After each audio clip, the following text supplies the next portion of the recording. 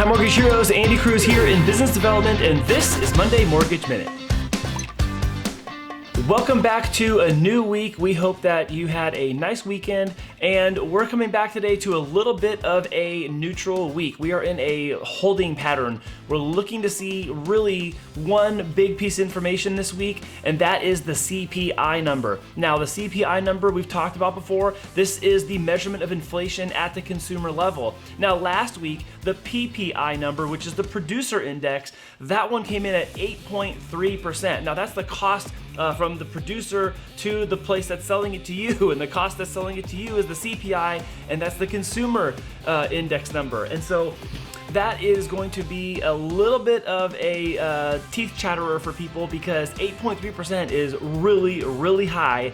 And they're expecting that this week's CPI number will be 5.3%. It's possible it could be even higher. Now, let's put that into perspective really quick. That 5.3% is more than twice the Fed's target goal of 2%. 2% was their goal, and the estimate is 5.3. It could even be higher than that. And then you also have murmurings of other people and economists and analysts saying, well, oh yeah, but if you strip out the cost of meat and you strip out the cost of milk and you strip out the cost of this, then it's actually within range. Like, well, yeah, but it's because you're proposing that we have to eliminate things that are actually costing the consumer these prices in order for it to meet some metric. So it is definitely not a positive sign for cost of goods and services, which of course we all know we're experiencing it everywhere we go. Not a single thing is cheaper right now than it was 6, 7, 8 months ago. And that is the way it is. So that will dramatically change two things.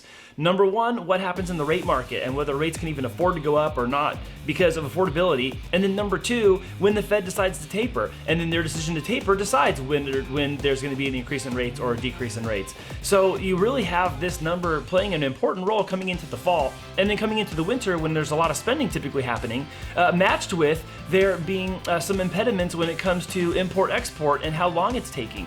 There are some reports saying that import-export is taking 3 to 4 times as long as it normally does, and it's 3 to 4 times the cost.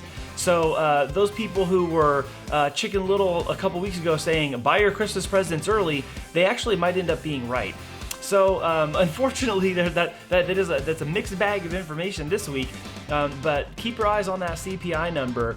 Just because it comes in below 5.3, if it does, just because it comes in below that doesn't necessarily mean it's a good thing. That just means that the estimate was wrong.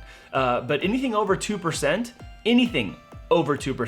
is higher than the Fed's target, and that's what we're going to be watching this week. Thank you so much for tuning in, and we'll see you again next week.